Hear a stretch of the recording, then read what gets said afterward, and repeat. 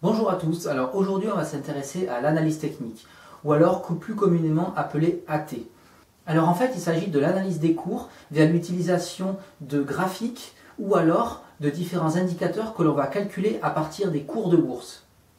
Cette méthodologie d'approche des marchés s'applique à n'importe quel type de contexte, que vous traitiez les actions, les indices ou bien le forex. Le but de cette méthode, c'est d'identifier des conditions de marché et d'être capable de prédire des tendances et d'identifier des retournements.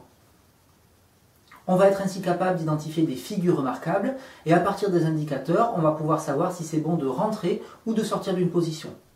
L'analyse technique se compose de différents segments. Passons maintenant sur mon logiciel de trading pour voir tout ça en détail. Alors, au niveau des différentes briques de l'analyse technique, on va d'abord retrouver les indicateurs techniques. Donc là, en l'occurrence, sur ma stratégie, j'utilise sur une échelle hebdomadaire le STO-RSI et le MACD.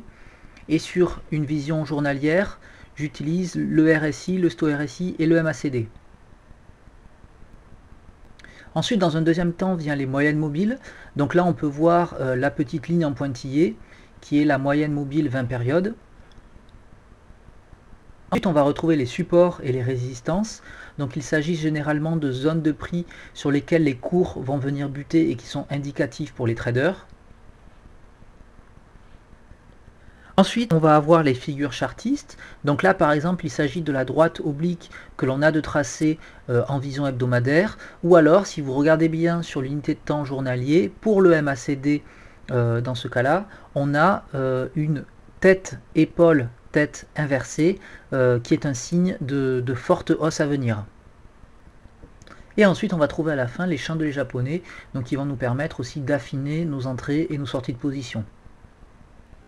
Et donc maintenant, si on veut avoir une approche un peu plus globale et résumer un peu les différents concepts qu'on a vus, on avait au jour du 12 avril une position intéressante, donc un signal d'achat, puisqu'on avait déjà au niveau hebdomadaire le prix qui venait buter sur la droite de tendance qu'on avait dessinée, la droite oblique.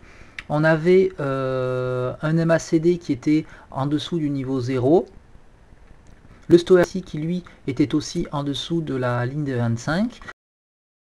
Et donc sur du journalier, on avait aussi des signaux très intéressants puisqu'on avait le RSI qui venait buter depuis quelque temps sur la droite oblique que j'ai tracé, et on avait le STO-RSI et le MACD qui avaient aussi des niveaux intéressants, et donc tout cela justifiait à la fois sur une vision journalière et sur une vision hebdomadaire une prise de position à faire sur les niveaux des 28,5, 29. Maintenant que vous connaissez les différents segments de l'analyse technique, vous pourrez les approfondir en détail, mais ne vous inquiétez pas, ces différents éléments seront approfondis dans une prochaine vidéo. Sachez toutefois que l'analyse technique fait beaucoup parler d'elle. Il y a très souvent des débats houleux entre l'analyse technique et l'analyse fondamentale. L'analyse fondamentale étant plutôt une étude qui va se baser sur les résultats et les chiffres des entreprises. L'analyse technique ne sera jamais une science exacte, mais il s'agit de règles et de méthodes qu'utilisent bon nombre de traders comme moi, puisqu'en fait il s'agit directement du reflet de la psychologie des marchés. Voilà pour cette courte vidéo, j'espère que j'aurai dégrossi pour vous les différents concepts de l'analyse technique. Merci à tous d'avoir suivi la vidéo jusqu'à la fin et on se donne rendez-vous très vite pour de prochaines formations sur investirembourse.tv.